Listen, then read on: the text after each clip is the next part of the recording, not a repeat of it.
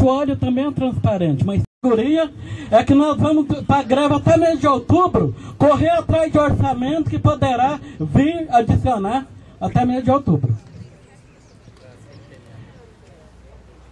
A imprensa, inclusive, ligou para mim em Brasília, eu estava no Comando Nacional em Brasília, e ligaram para mim em Brasília, tentando de toda forma arrancar de mim a porcentagem de servidores que estavam em greve na Universidade Federal de Uberlândia. Corta meu pescoço, mas eu não falo a porcentagem. Eu não falo a porcentagem, porque eu não tenho coragem de falar que tem 60% da categoria em greve. Vocês acreditam? Tem 60% da categoria em greve? 3.600 é o número de servidores. 60% da categoria dá 1.940. Tem 1.940 em greve? Então, pois é. Então não dá pra gente tentar enganar as pessoas com a inverdade, porque parece um pingo de óleo no meio de uma lata de água. Então isso que a gente tem que ser franco. Na minha avaliação, nós estamos disputando e nós temos que aguentar essa avaliação. Nós estamos disputando o farelo do bolo. Sabe quando você chega na festa, que o bolo acabou e a gente começa a pegar fatia de farelo? Nós vamos disputar a fatia de farelo do bolo. É por uma avaliação errada dos radicais que não queriam negociar fora da greve. As categorias que não estavam na greve negociou, pegou o bolo dos 19 bilhões e nós vamos disputar o farelo do bolo. Nós vamos disputar a espuma do balde, porque o restante, o Andy já pegou.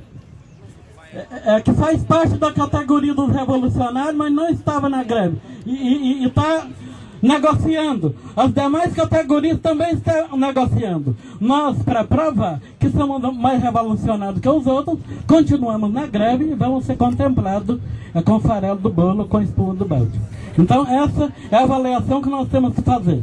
Temos que fazer uma avaliação pé no chão. Não dá para fazer discurso inflamado, não dá para disputar quem é mais e quem é menos revolucionário. Então, avaliação pé no chão. Não temos 60% na greve e não temos perspectiva de conseguir uma grande fatia dos 19 bilhões, porque as categorias que não estavam na greve já pegou. Nós vamos pegar o farelo do bolo, infelizmente.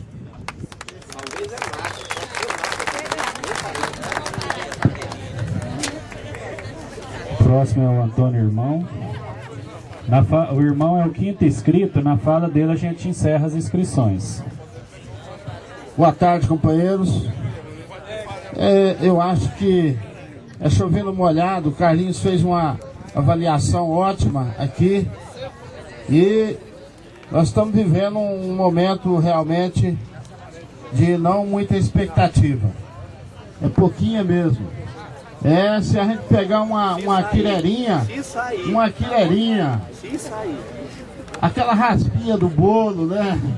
Aí que sobra, e a gente vai pegando aquelas migalhas, a gente já vai estar sendo vitorioso. Porque eu tô dizendo que nós estamos atravessando uma inércia, sei lá, mais ou menos cerca de 15 mil pessoas, mas na verdade o governo, o Congresso, ele se tranca lá, fica fechado, né, nos gabinetes, e a gente cá de fora pode gritar, pode espernear, pode fazer o que quiser. Por que eu falo isso? Porque nós estamos vivendo uma conjuntura desfavorável para nós. O nosso país economicamente, ele parece que está bem, né? Em torno do mundo aí, o mundo dos americanos, o mundo europeu, que vive aí uma crise, né, financeira, uma crise totalmente mergulhada num poço de lama, um poço bem fundo, né?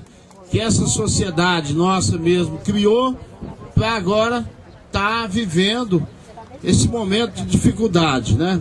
Porque vai indo as riquezas naturais, não suporta mais o que o homem está fazendo e que a humanidade vem sugando da natureza para a sua existência, para a sua sobrevivência.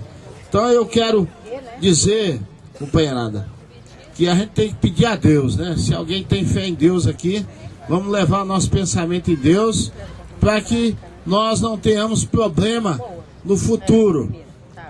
Com relação ao hospital, o meu setor parece que tem umas 10 pessoas de greve. Meu setor, que é o laboratório de análise clínica. Nós temos um problema lá, uma análise muito boa, né? Eu quero só ficar nessas palavras. E o próximo inscrito é a Carla. A Carla não é... Não, só um minutinho, cara. A Carla não. Só um minutinho, irmão, peraí. É o Gilson. Peraí, irmão. O irmão foi o 5º inscrito. Na fala do irmão se encerrou as inscrições. Eu tenho aqui inscrito o Gilson, eu, Geraldo, Cirle, a Carla e o Estênio. Reinscrito o Wilson, Mário, Silnando e o Carlinho. Alguém se inscreveu? A mesa não percebeu? Não? Gilson.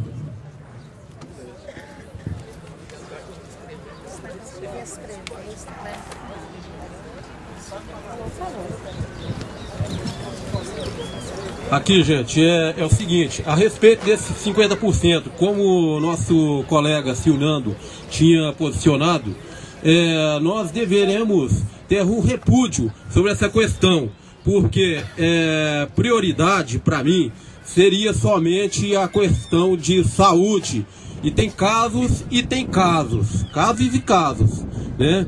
Porque isso aí deveria ser bem analisado, entendeu? Porque 50%? Não, de espécie alguma. Isso é uma forma de quebrar a força dos movimentos.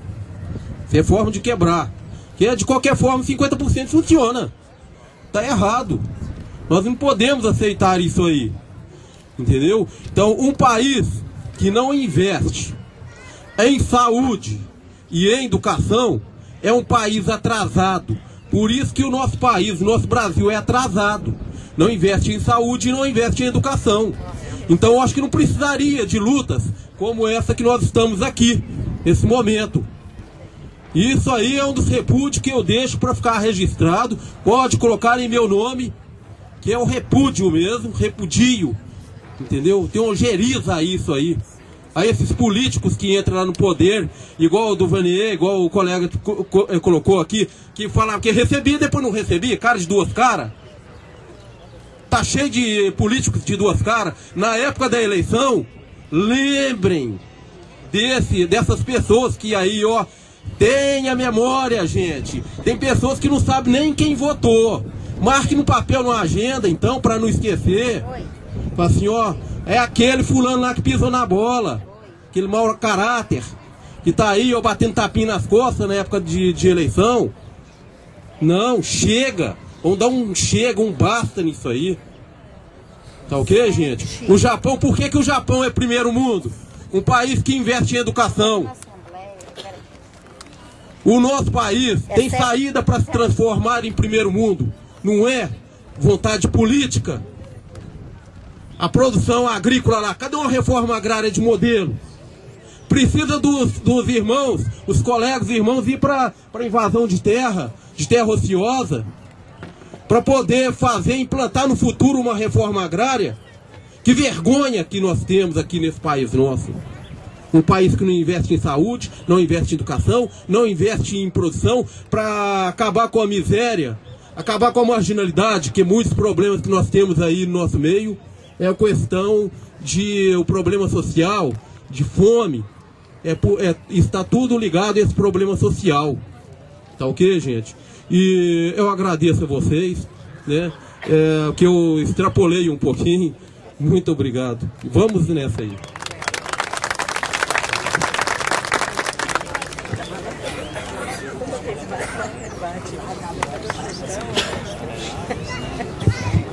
Bom, gente, eu sou o próximo inscrito aqui.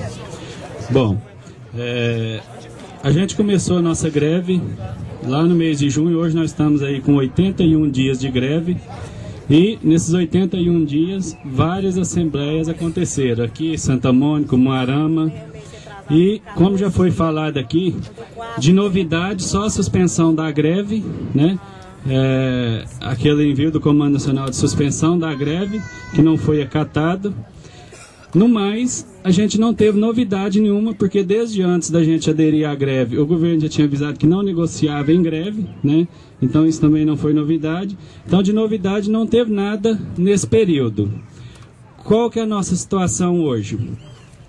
Aqueles grupos que não estiverem em greve já negociaram, não entram mais em greve, né? A gente, qual que é a situação que nós estamos hoje? Que o Carlinho falou, estamos lá com o farelo do bolo para ser disputado. O comando, a Fazubra hoje, não está negociando diretamente com o governo. Quem está fazendo isso, aliás, está fazendo por intermédio da CUT, né? E outras centrais. Então, assim, o que está colocado para nós hoje?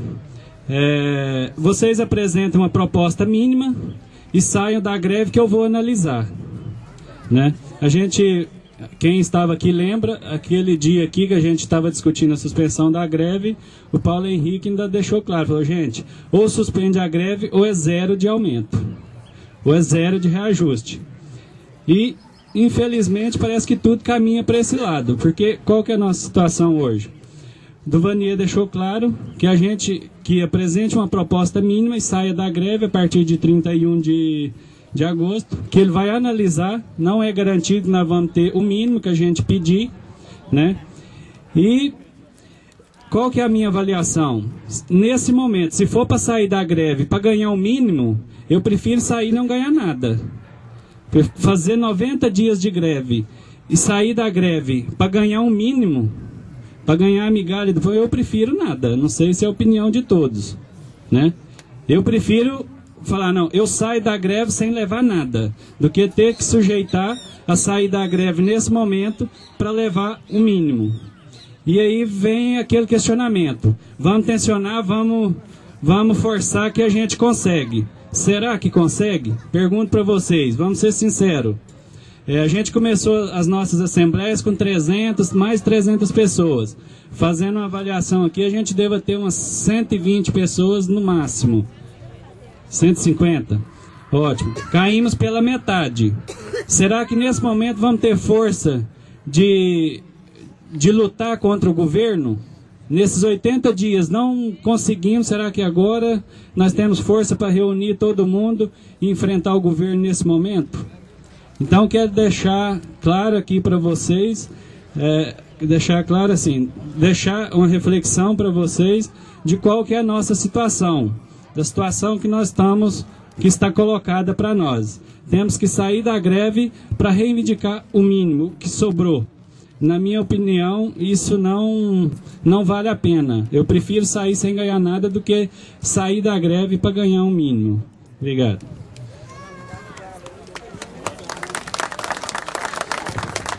Sirli.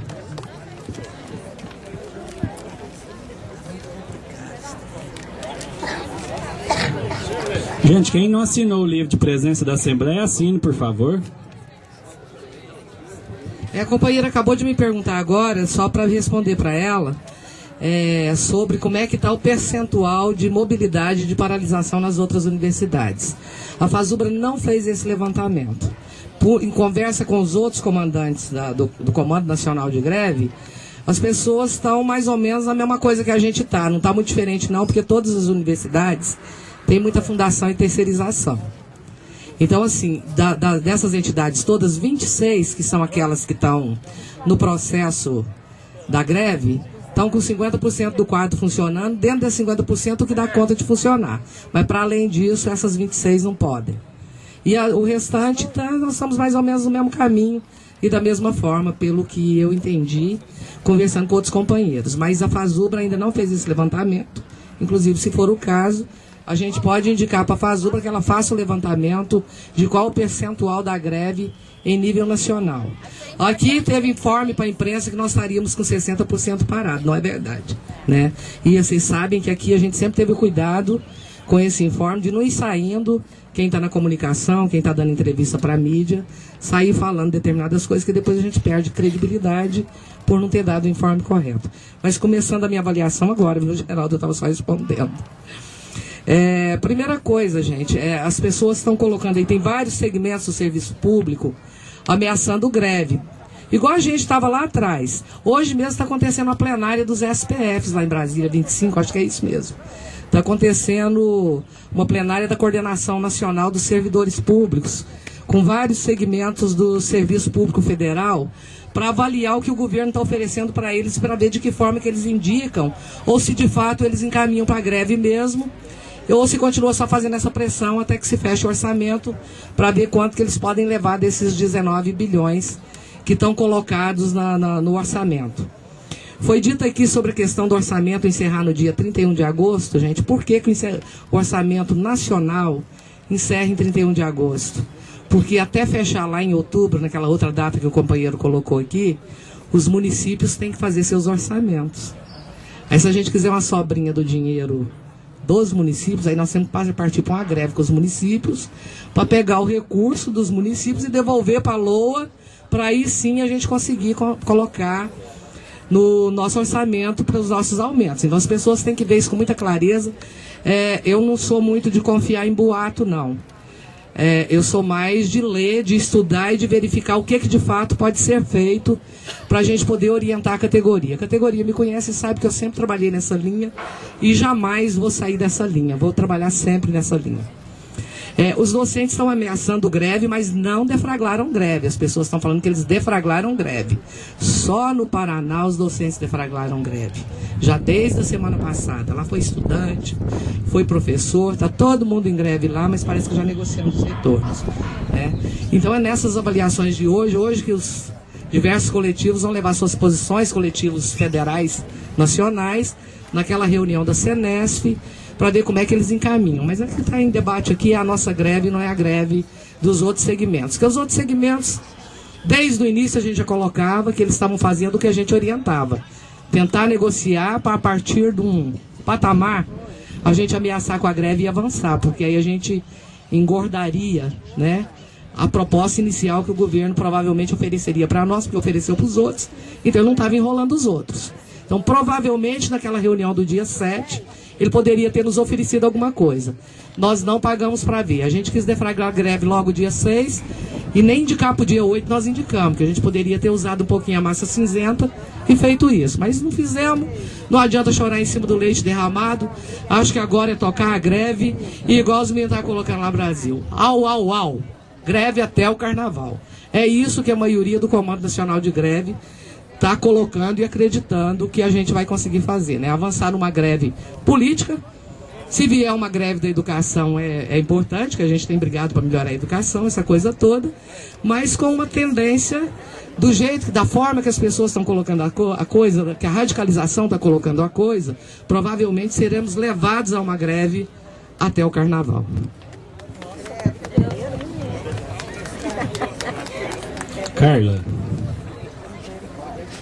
Carla, sua vez, por favor.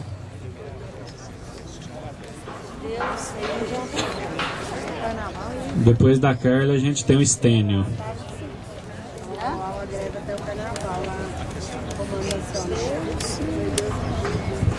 Boa tarde, companheiros. Eu prometi para mim mesma que eu não viria aqui mais, mas não adianta, né? Tá no sangue. Gente, eu tô aqui para dizer para vocês o seguinte. Eu tô vendo que nós estamos diante de um impasse. Nós seguimos a luta ou não? Tá, o governo tá